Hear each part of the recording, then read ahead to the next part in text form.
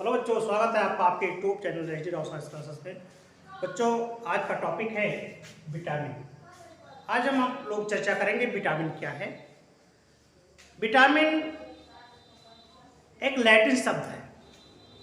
Vitamin Latin word से लिया गया है।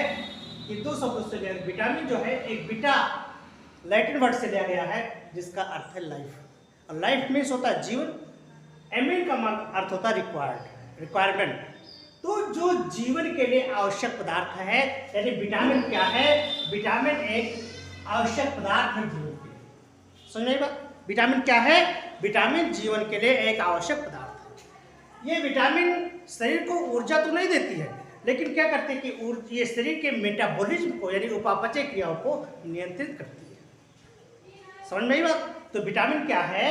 विटामिन एक जीवन के लिए आवश्यक पदार्थ है जो शरीर को ऊर्जा तो नहीं देती, लेकिन ये शरीर के उपापचय क्रियाओं के लिए नियंत्रित करती है। शरीर की उपापचय क्रियाओं को नियंत्रित करती है। ठीक है। विटामिन जो शब्द है, विटामिन का जो अध्ययन है, विटामिन का अध्ययन विटामिनोलॉजी कहलाता है। यानी इसका जो अध्ययन है वो विटामिनोलॉजी के अंतर्गत इसका अध्ययन किया जाता है। तो विटामिन का अध्ययन किसके अंतर्गत किया जाता है? विटामिनोलॉजी। देखिए बच्चों, ये जो क्वेश्चन है ये बहुत ही इंपॉर्टेंट है। ये एनसीईआरटी के थ्रू है। ये मेडिकल की परीक्षाओं में, जैसे नीट की परीक्षा है, उसमें ये जितने भी पॉइंट्स हैं ये सब पूछे जाएंगे। और आपको ये विटामिन के बाद में इसके एनसीईआरटी के जो ऑब्जेक्टिव प्रश्न, जितने भी बनने वाले प्रश्न हैं, जो विटामिन से उठने वाले या आने वाले क्वेश्चन हैं, उनको हम प्रयास करेंगे कि आपको ऑब्जेक्टिव के रूप में पेश किया जाए। तो वीडियो उसका भी लेकर के आएंगे, फिर भी पहले आप इसको पढ़ लें। तो विटामिन आपने आज समझा कि क्या है? जीवन के लिए आवश्यक पदार्थ है। विटामिन का अध्ययन क्या है? विटामिन का अध्ययन किस शाखा के अंतर्गत किया जाता है? तो विटामिन का अध्ययन विटामिनोलॉजी के अंतर्गत किया जाता है। विटामिन की खोज किसने की? सर्वप्रथम विटामिन की खोज N.I. लूनिन नामक वैज्ञानिक ने 1881 में की थी।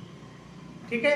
N.I. लूनिन एक वैज्ञानिक थे जिन्होंने 1881 में विटामिन की खोज की थी, सर्वप्रथम में। ठीक है। अगला जो विटामिन शब्द है, विटामिन शब्द का प्रयोग टर्म ऑफ विटामिन किसने कहा? विटामिन शब्द फंक नामक वैज्ञानिक ने 1912 में इसका उपयोग किया। विटामिन शब्द सबसे पहले जो कहने वाले वैज्ञानिक थे वो कौन थे? फंक नामक वैज्ञानिक, या फंक भी कोई कहता है।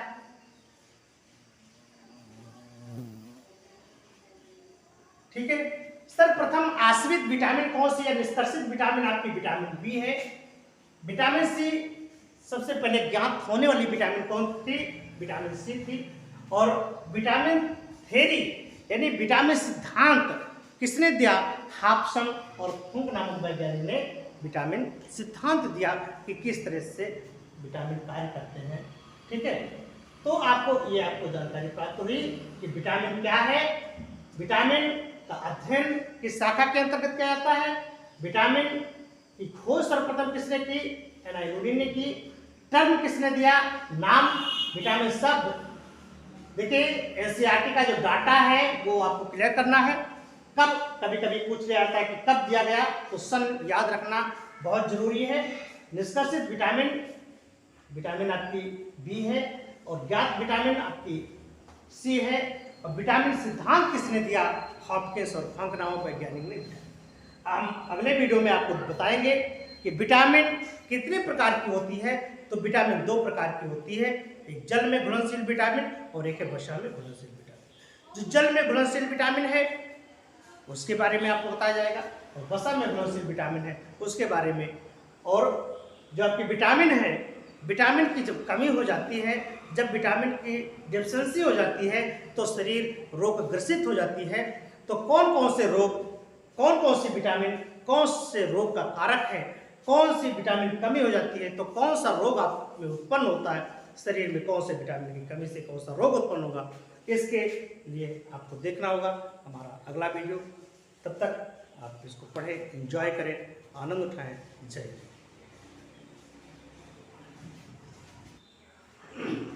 तो बच्चों बताया गया आपको कि विटामिन के प्रकार, विटामिन दो प्रकार के होते हैं, एक है जल में घुलनशील विटामिन, दूसरा है वसा में घुलनशील विटामिन। जल में घुलनशील विटामिन जो जल में घुल जाते हो, तो जल में घुलनशील विटामिन है बी और सी, और वसा में घुलनशील विटामिन है ए डी ई के, यानी या आप इसको डेका भी कह सकते हैं, डी ए के ए, डेका, डेका बस डेका, बस डेका, ठीक है। तो बस बी सी, आप विटामिन जो बी और सी है ये जल में घुलनशील विटामिन है, तो वसा में घुलनशील विटामिन ए डी ई के है। तो यहाँ पर जो जल में घुलनशील विटामिन है उसके बारे में बताया गया है आपको। जो जल में घुलनशील विटामिन है वो बी, जो बी विटामिन है, बी की कॉम्प्लेक्स फॉर्म मौजूद है, अर्थात बी के बहुत से फॉर्म मौजूद है। उसमें पहला है विटामिन बी1, विटामिन बी1। आपको इस सारणी में बताई गई है, ये विटामिन का नाम है, ये उसका सामान्य नाम है। जितने भी कंपटीशन है उन कंपटीशनों में इनका नाम बहुत पूछा गया है तो आपको नाम जानना बहुत जरूरी है कि इस विटामिन का जो सामान्य नाम या जो रासायनिक नाम है वो कौन से नाम से जाना जाता है। तो विटामिन का नाम आपको जानना बहुत जरूरी है। फिर ये किससे प्राप्त होते हैं, ये विटामिन के स्रोत हैं कि किससे प्राप्त होने वाले विटामिन हैं। फिर इस विटामिन का कार्यकीय प्रभाव क्या है, ये कौन सा अपना प्रभाव उत्पन्न करते हैं, कहाँ पर प्रभावित करते हैं, और इसकी कमी से, ये जो विटामिन की कमी से कौन से रोग उत्पन्न होते हैं, ये आपकी सारणी बनी हुई है। तो इसमें हम आपको बताने का प्रयास करते हैं कि ये विटामिन, विटामिन का नाम, उस विटामिन को किससे प्राप्त किया जा सकता है, फिर उसका प्रभाव क्या है और उसकी डिफिशियंसी से कौन सा रोग उत्पन्न होता है। तो ये देखिए, एक एक करके देखेंगे। पहला है विटामिन बी1। विटामिन बी1 का जो नाम है वो है थायमीन। विटामिन का नाम क्या है, थायमीन है। ये विटामिन बी1 का नाम है थायमीन। इस कहां से प्राप्त होता है, आपको थायमीन चाहिए तो थायमीन कहां से प्राप्त होगा, अनाज, फलियां, ईस्ट, अंडे, मांस आदि से आपको विटामिन बी1 प्राप्त होती है। इसका कार्यकीय प्रभाव क्या होता है, ये क्या करता है, कार्बोहाइड्रेट तथा वसा उपापचय के लिए आवश्यक होता है। ठीक है, ये जो आपका मतलब थायमीन है, ये कौन सा काम करता है कि कार्बोहाइड्रेट तथा वसा उपापचय के लिए आवश्यक होते हैं। अगर आपके भोजन में विटामिन बी1 की कमी हो जाएगी तो कौन सा रोग उत्पन्न हो जाएगा, बेरी। तो एक चीज यहाँ पर प्राप्त देखिए, इस आगे से क्या पता लगा कि विटामिन बी1 का नाम क्या है, थायमीन। किससे प्राप्त होता है, अनाज, फलियां, ईस्ट से प्राप्त होता है। और इसका प्रभाव क्या होता है, कार्बोहाइड्रेट तथा वसा उपापचय के लिए आवश्यक होते हैं। और विटामिन बी1 की कमी से होने वाला रोग कौन सा है, बेरी। तो एक ही पॉइंट से कितने चीज आपके क्लियर होते हैं। ये विटामिन का नाम, कहां पाया जाता है, प्रभाव क्या है और उसकी डिफिशियंसी, होने वाले रोग। दूसरा है विटामिन बी2, इसको कहते हैं राइबोफ्लेविन। इसका नाम है राइबोफ्लेविन। विटामिन बी2 का क्या नाम है आपका, राइबोफ्लेविन नाम है। ये कहां पाया जाता है, पनीर, अंडे, ईस्ट, हरे पत्तेदार सब्जियां, गेहूं, जिगर, मांस से आज प्राप्त होता है। ठीक है, इसका जो कार्य है, कार्य के प्रभाव क्या है, उपापचय में महत्वपूर्ण एफएडी का घटक है। और इससे इसकी जो डिफिशियंसी हो जाती है तो हो जाएगा किलोसिस नामक रोग उत्पन्न हो जाएगा। ठीक है, ये किलोसिस जो है आपसे पूछा गया है, किलोसिस किसके कारण होता है। तो अगर ऑप्शन में आपके बी2 है तो ये सबसे ज्यादा आंसर सही होगा। अगला है आपका तीसरा है पेंटोथेनिक एसिड। बी3 को कहते हैं, बी3 कौन से विटामिन है, पेंटोथेनिक एसिड है।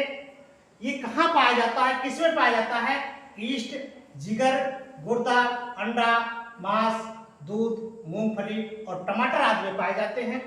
ये कौन सा कार्य के प्रभाव उत्पन्न करता है, सभी पदार्थों के मेटाबॉलिज्म में भाग लेने वाले महत्वपूर्ण सह एंजाइम का एक घटक उत्पन्न करता है, मतलब उस पर प्रभाव डालता है।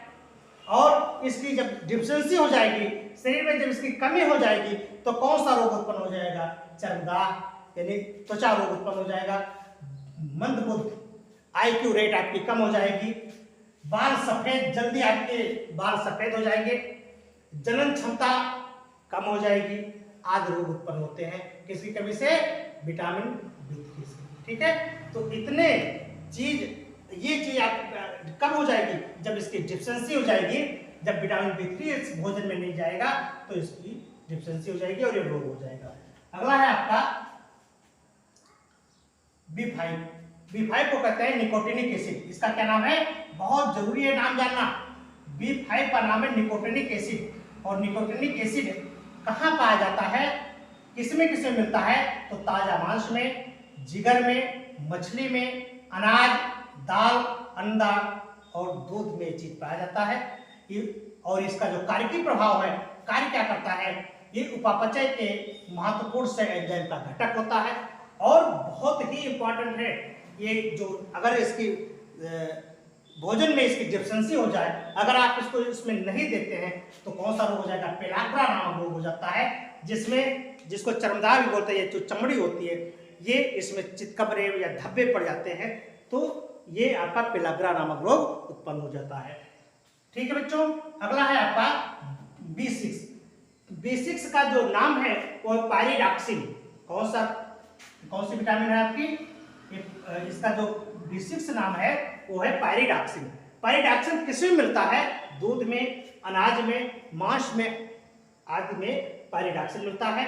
ये क्या होता है, प्रोटीन, अमीनो अम्ल में जो उपापचय करते हैं उससे महत्वपूर्ण भूमिका निभाता है, उपापचय में महत्वपूर्ण भूमिका निभाता है। और क्या करता है, रक्त क्षीणता हो जाती है। अगर इसकी B6 की कमी हो जाएगी तो रक्त क्षीण हो जाएगा, यानी रक्त कम हो जाएगा, रक्ताल्पता हो जाएगा, रक्त क्षीण हो जाएगा, चर्मदाग मतलब चर्म रोग हो जाएगा, यानी त्वचा विकार उत्पन्न हो जाएगा और पेशियों में ऐंठन, मांसपेशियों में आपकी अकड़न हो जाएगी, मांसपेशियां जकड़ जाएंगी, ऐंठ जाएंगी। अगला है आपका अगला विटामिन है H। और H विटामिन का नाम है बायोटिन। क्या नाम है, बायोटिन। बायोटिन किससे पाया जाता है, तो विटामिन H का क्या नाम है, बायोटिन। किससे पाया जाता है, ईस्ट में, गेहूं, अंडा, मूंगफली। ईस्ट, गेहूं, अंडा और मूंगफली में कौन सी विटामिन पाई जाती है, H पाई जाती है। ये क्या करता है, वसीय अम्ल के संश्लेषण एवं ऊर्जा उत्पादन के लिए महत्वपूर्ण होता है। H का क्या काम होता है, वसीय अम्ल का संश्लेषण करना और ऊर्जा उत्पादन करना। ठीक है, तो ये ऊर्जा उत्पादन के लिए महत्वपूर्ण घटक है। तो अगर इसकी कमी बायोटिन की हो जाती है तो क्या हो जाता है, चर्म रोग उत्पन्न होता है। चर्म माने त्वचा रोग उत्पन्न हो जाएगा। बालों का झड़ना, आपके बाल जल्दी गिर जाएंगे, मतलब गिर जाते हैं, बालों का झड़ना चालू हो जाता है। आदि रोग उत्पन्न होते हैं किसके, विटामिन H से। ठीक है, अगला है विटामिन B9। B9 क्या है, B9 का जो नाम है वह है फोलिक एसिड। क्या है, फोलिक एसिड, बहुत ही इंपॉर्टेंट है आपका। ये फोलिक एसिड है, विटामिन B9 का नाम है फोलिक एसिड। ये किससे पाई जाती है, हरे पत्तेदार सब्जियां। किसमें, हरे पत्तेदार सब्जियां, जिगर, सोयाबीन आदि में पाया जाता है। ये वृद्ध रुधिराणुओं का निर्माण करती है, जो शरीर में रुधिर को बनाते हैं, रुधिर की कणिकाएं को जो बनाता है, यानी रुधिराणुओं को बनाता है, उसमें मदद करता है। और अगर इसकी डिफिशिएंसी हो जाती है, शरीर में अगर इसकी कमी हो जाती है तो सीधी सी बात है, ये वृद्ध रुधिराणु नहीं बनेंगे, यानी रक्त की कमी हो जाएगी, रक्त की कमी हो जाएगी, वृद्धि धीमी हो जाएगी। ठीक है, इस तरह से रोग उत्पन्न होते हैं। किससे, फोलिक एसिड से। और बड़ा ही इंपॉर्टेंट जो रोल है वो है विटामिन B12 का। विटामिन B12 इसको मतलब जो इसका सामान्य नाम है वो है साइनोकोबालैमिन। क्या नाम है, साइनोकोबालैमिन। साइनोकोबालैमिन कहां पर मिलती है, किसे पाया जाता है, मांस, मछली, जिगर, अंडा, दूध में पाया जाता है। ये भी वही काम करता है और इसकी कमी से क्या हो जाता है, वही रक्ताल्पता एनीमिया नामक रोग उत्पन्न होता है। कौन सा रोग, एनीमिया हो जाता है। एनीमिया का अर्थ होता है रक्त अल्पता होना, रक्त अल्पता का अर्थ होता है रक्त की कमी होना। ये रक्त अल्पता हो जाती है और वृद्धि धीमी हो जाती है, विकास भी सही समय से नहीं हो पाता है, उसकी दर कम हो जाती है। और अगला है एस्कॉर्बिक एसिड। विटामिन सी क्या है, एस्कॉर्बिक एसिड है। जो विटामिन सी का नाम है वो है एस्कॉर्बिक एसिड। एस्कॉर्बिक एसिड किससे मिलता है, नींबू वंश के फल में। नींबू वंश के जितने भी फल होते हैं उसमें भी विटामिन सी पाई जाती है। टमाटर, सब्जियों आदि में विटामिन सी पाई जाती है। काम क्या करती है, विटामिन सी का मुख्य काम होता है हड्डियों के मैट्रिक्स के दांतों में डेंटिन का निर्माण करती है, इसलिए विटामिन सी दांतों के लिए बहुत ही इंपॉर्टेंट होती है। विटामिन सी दांत के लिए बहुत ही महत्वपूर्ण है और ये अंतराकोश के सीमेंट का निर्माण करती है। तो विटामिन सी जो होता है यानी एस्कॉर्बिक एसिड जो है वो कहाँ पाई जाती है? साइट्रस फलों में अर्थात नींबू वंश के फलों में पाई जाती है, इसमें ज़्यादा पाया जाता है। और इसकी जो डिफिशियंसी हो जाती है, शरीर में जब कमी हो जाती है तो कौन सा रोग उत्पन्न हो जाता है?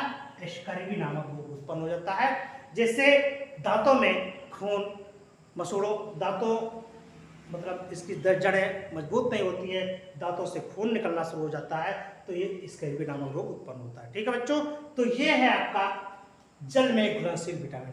हम अगले वीडियो में आपको बताएंगे वसा में घुलनशील विटामिन, और वसा में घुलनशील विटामिन कौन सी है, तो आपको इसके बारे में बताएगा कि जो वसा में घुलनशील विटामिन है वो है ADEK। ADEK अगर आपको याद ना रहे तो वसा में जो घुलनशील विटामिन है उसका नाम है DK, डेका। क्या नाम है?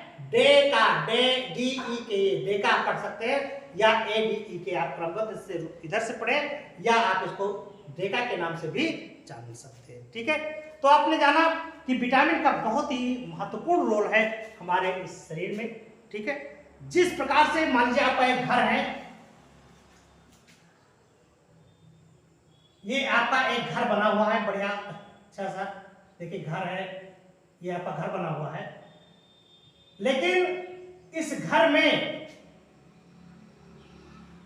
जो इलेक्ट्रिक का काम होता है वो क्या होता है? जो इलेक्ट्रिक का काम है वो है इसको प्रकाश देना। लेकिन प्रकाश देना तो सिर्फ इसका काम है, लेकिन इसका जो लाइट का जो काम होता है वो घर बनाना नहीं होता है। तो जिस प्रकार से हमारे घरों में प्रकाश का होना बहुत जरूरी है, हमारे घर में लाइट का होना बहुत जरूरी है।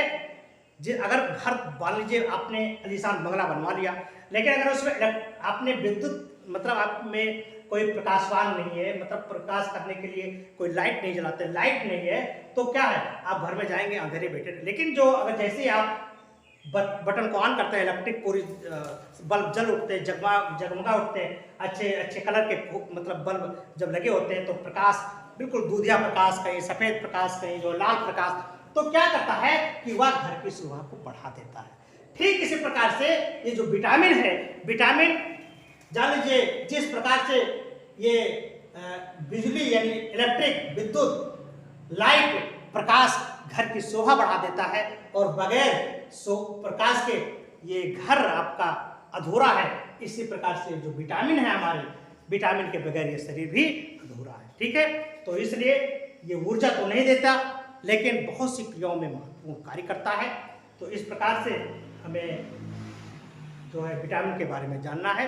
तो बच्चों आज ये चैप्टर में आपको बताया गया कि जल में घुलनशील विटामिन, फिर हम अगले वाले वीडियो में आपको पेश करते हैं वसा में घुलनशील विटामिन, उसका नाम, स्रोत, कार्य की प्रभाव क्या है, और वो उसी डिफिशियंसी से होने वाला रोग कौन सा होता है। हम मिलते हैं अगले वीडियो में, तब तक के लिए नमस्कार। बच्चों खूब मन लगा करके पढ़ो।